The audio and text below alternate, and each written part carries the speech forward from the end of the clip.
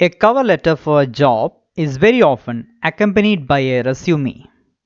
The purpose of a resume is to tell shortly who you are, what you have done, and what you can do. In short, it's a document to market yourself. Your goal is to get hiring managers to buy what you are selling. It helps you in getting selected for an interview. In short, a resume reflects your interest and motivation in applying for the job position.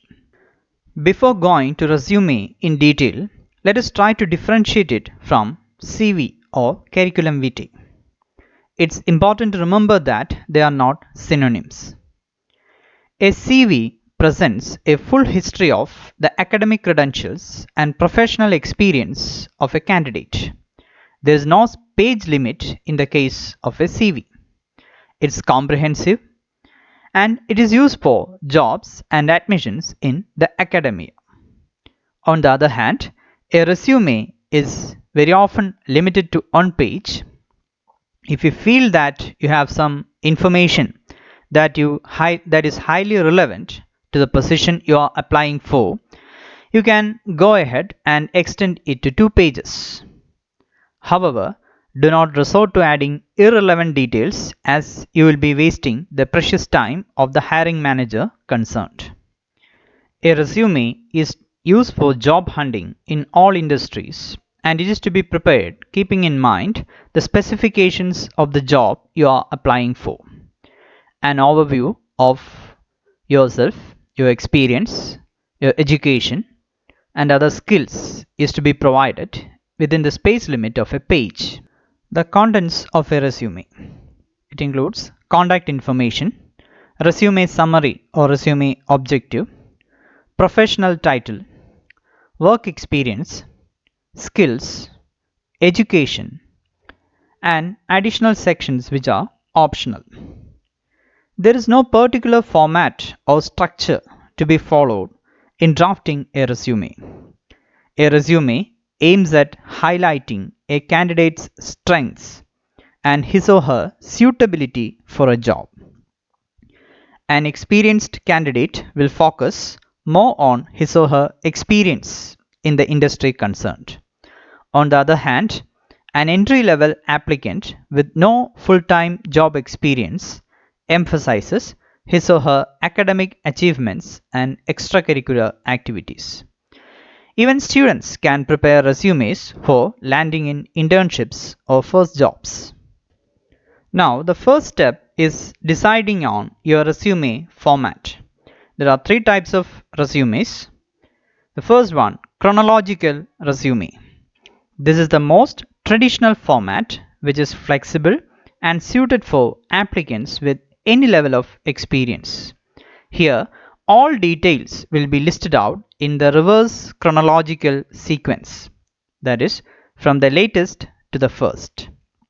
If you are having a vertical career progression and you need to highlight it, you can go for a chronological resume. However, an applicant with gaps in employment history or anyone who is constantly shifting his or her job position should avoid using this format. The next one is functional resume. A functional resume is a skill-based resume. It emphasizes the applicant's individual areas of accomplishments and is best suited for a candidate with professional experience. Here the candidate tries to keep the hiring manager focused more on his or her skills than on details regarding work history. This makes this format the ideal one for candidates with gaps in employment history. The next one is hybrid resume or combination resume. This is a combination of both the chronological and functional resume. It is not that popular as it is best suited for high-profile jobs and for applicants with a long history of experience.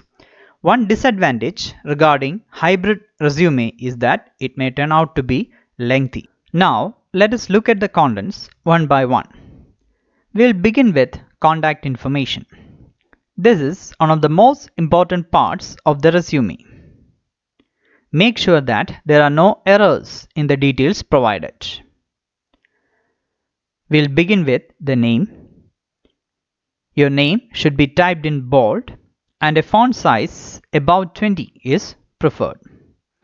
It is immediately followed by the job title or professional title. So it should be something like finance officer, finance manager, civil engineer, marketing manager, etc. A pass out graduate can use the coinages business graduate, engineering graduate, etc. Some applicants use 2 or 3 terms separated by slashes. It will sum up his or her qualification as well as expertise. This is an effective way for an experienced candidate with good academic credentials to highlight his qualifications to the hiring manager concerned. The contact details can be provided at the right hand side, one after the other. It includes your contact number, next your email ID. So your email ID should be one derived from your name and should appear professional. Avoid using email IDs generated out of nicknames or funny names. Next is your location. There's no need to include your complete address with house name.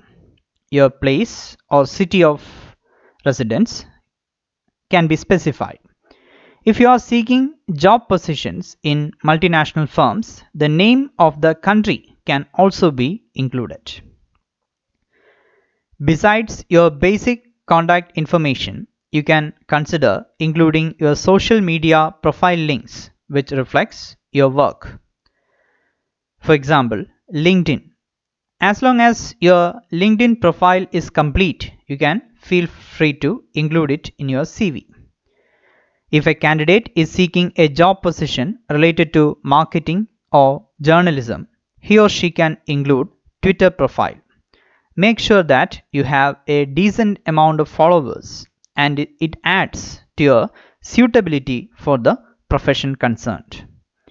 If you have online presence in the form of websites, blogs, or YouTube content, and it positions you as an expert in the field concerned, you can mention it.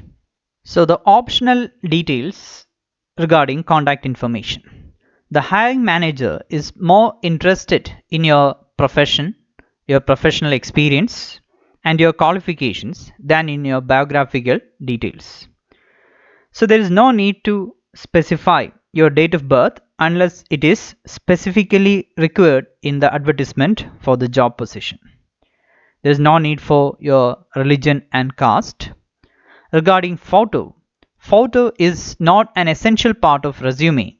However, there are certain job positions which seek photo and it will be specified in the notification. Resume summary or resume objective. This part of the resume tries to highlight your achievements, years of experience, and your desired goal in 2 or 3 sentences. Your resume summary is suited for candidates with experience. Okay, here you will be highlighting your years of experience and your expertise in the field concerned. However, for entry level applicants, a resume objective is more suited. Here, the entry level applicant can communicate your motivation in seeking that job position. The next section is skills. This is one of the important sections in a skill resume.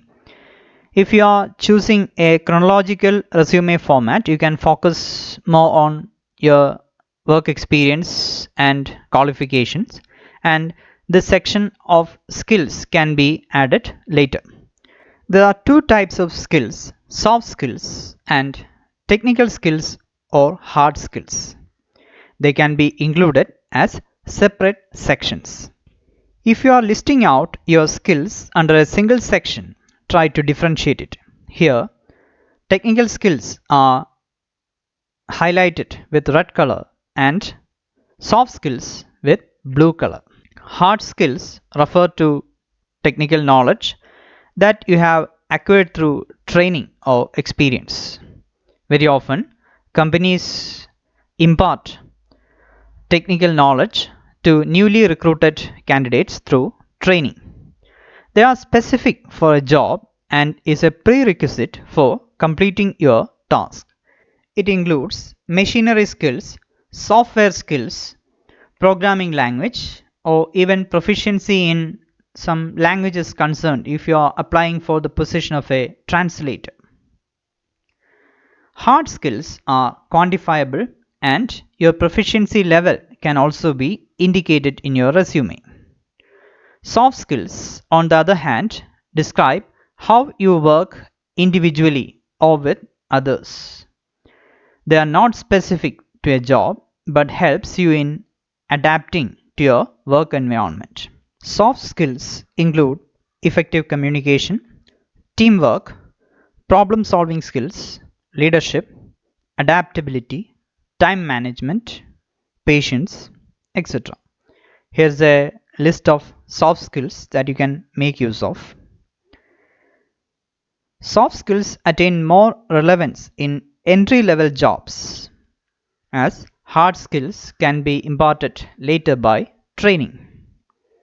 If you have a long history of work experience, there is no need for listing out soft skills separately. Hints regarding your skills can also be provided in other sections of the resume like introduction or work experience section. Entry-level applicants should do necessary research to understand the skill requirements of the job. Requirements may vary from time to time and you need to stay updated in this regard. Make sure not to make any false claims regarding your skills. Coming to work experience section. Here, the applicant lists out his past accomplishments and responsibilities. Your work experience list should include the job title or position. It helps the hiring manager to identify that you have relevant experience for the job. The name of the employer as well as the location of the office should be specified. The time frame of your employment with month and year needs to be added. It is ideal to follow the reverse chronological format for listing out your employment details. There is no need to include details regarding a previous job position which is not relevant to the position you are applying for. While listing out your achievements and responsibilities, you need to make use of strong verbs.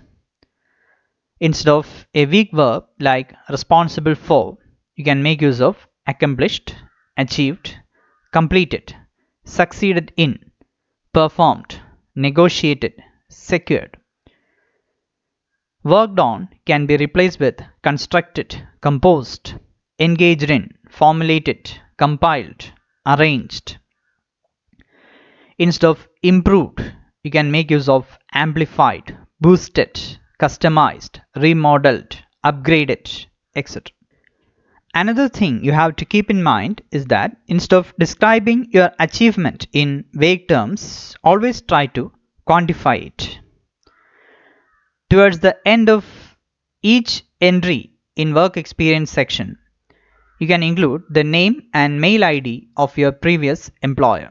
This will help the hiring manager to seek clarifications if needed. There is no need for adding a section called reference at the end of a resume as was practiced in traditional resume formats. An entry-level candidate will not have the opportunity to acquire work experience.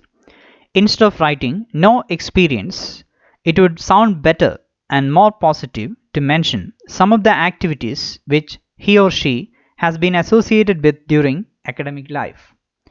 Students gain experience by organizing functions, managing events, and undertaking industrial visits or projects.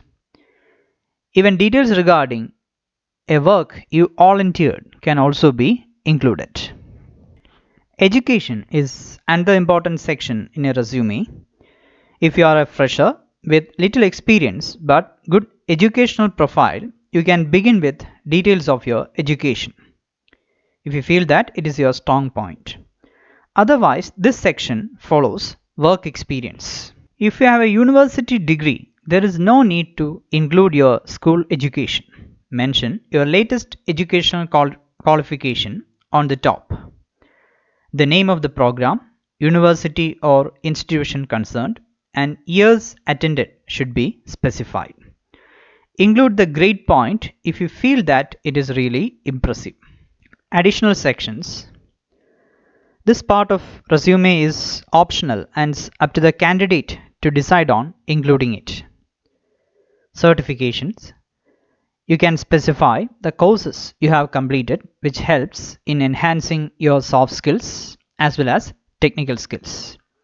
If you have any publication or presentation to your credit, you can include it here. Entry-level candidates with little work experience can make use of additional sections to give details regarding projects undertaken or about some awards or recognition to impress the hiring manager. Any other activity like hobbies, volunteer experience can also be included if found relevant. Hiring managers are attracted to well-formatted resumes with attention-grabbing details. So let's have a look at resume layout. Coming to margins, it is safe to put 1-inch margin on all borders.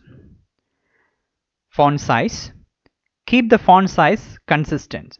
Headings should be given a larger font size of 14 to 16, and for the normal text, it is ideal to have 11 to 12 font size.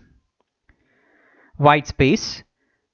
Leave a line space after each section in the resume so as to ensure enough white space. Before coming to the final draft of the resume, proofread it for spelling and grammatical errors. Save your resume in a PDF format as it prevents subsequent changes while transmitting it through email. So now let's start drafting resumes. Thank you for your patient listening.